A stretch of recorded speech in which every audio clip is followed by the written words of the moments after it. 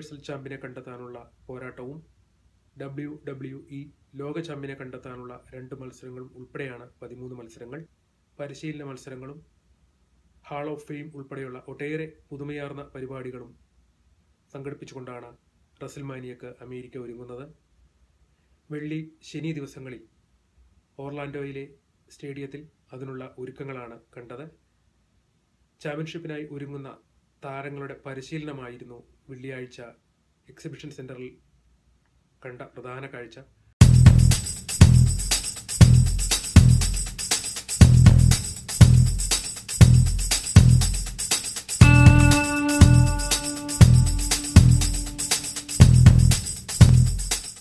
ഏറെ കായിക അഭ്യാസം നിറഞ്ഞ ഒരു മത്സര ഇനം എന്ന രീതിയിൽ റെസ്ലിങ്ങിനെ കാണുമ്പോഴും അതിനപ്പുറത്ത് താരങ്ങളുടെ കൂട്ടായ്മയും മികച്ച പരിശീലനവും റെസ്ൽമാനിയ ആവേശകരമാക്കാൻ വേണമെന്നാണ് കോച്ചുമാർ പറയുന്നത്.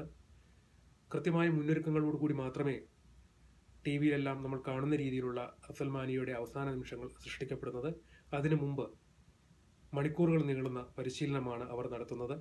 വെള്ളിയാഴ്ച എക്സിബിഷൻ സെന്ററിലേക്ക് കടന്നു ചെന്നപ്പോൾ കണ്ട കാഴ്ചകൾ താരങ്ങളുടെ പരിശീലനമാണ്. ഏതാണ്ട് 40-ലേറെ താരങ്ങൾ പരിശീലനത്തിനായി അണിനിരന്നിട്ടുണ്ട്.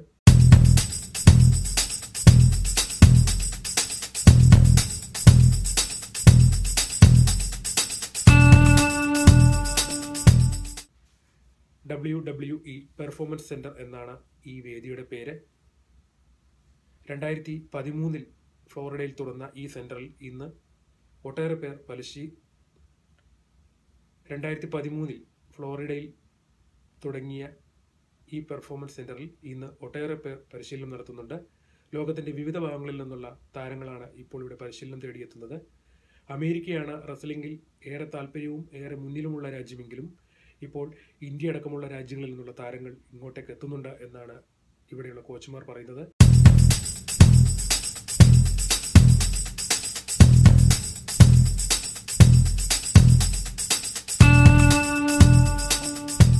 കോച്ചുമാർ പറയുന്നത് പോലെ കൃത്യമായി തിരക്കഥ പോലെ കാര്യങ്ങൾ മുന്നോട്ട് പോകണം.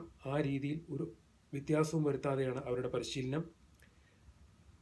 ചാടിയുള്ള വീഴ്ച, കിടന്നുള്ള ഇടി എല്ലാം നമുക്കിവിടെ കാണാൻ സാധിക്കുന്നുണ്ട്. റെസ്ൽമാനിയ ഫൈനലിൽ കാണുന്നത് പോലെയുള്ള നിമിഷങ്ങളാണ് പരിശീലന വേദിയിലും കാണുന്നത്. എതിരാളിയുടെ ഓരോ നീക്കവും കണ്ടറിഞ്ഞ് കരുക്കൾ നീക്കിക്കൊണ്ടുള്ള അഭ്യാസങ്ങളാണ് ഓരോരുത്തരും കാഴ്ചവെക്കുന്നത്. ടീമായിട്ടും അല്ലാതെയും മത്സരിക്കുന്നുണ്ട്.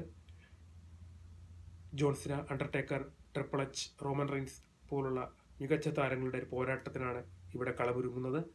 അതിൻ്റെ ആവേശം ഇവിടെ എല്ലാം കാണുന്നുണ്ട്. പരിശീലന രംഗത്ത് ഏറെ പ്രതിഭ തെളിയിച്ച കോച്ചുമാരാണ് ഇവിടെ പരിശീലനം നൽകുന്നത്.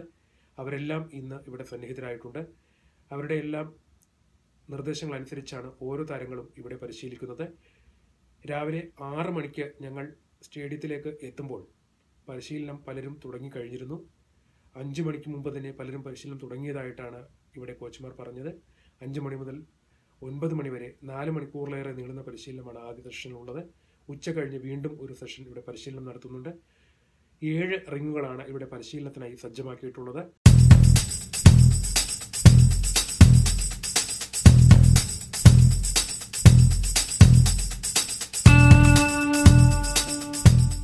ഓരോ റിങ്ങിലും ഓരോ കോച്ചുമാർ നിന്ന് പരിശീലനത്തിന് നേതൃത്വം നൽകുന്നുണ്ട്.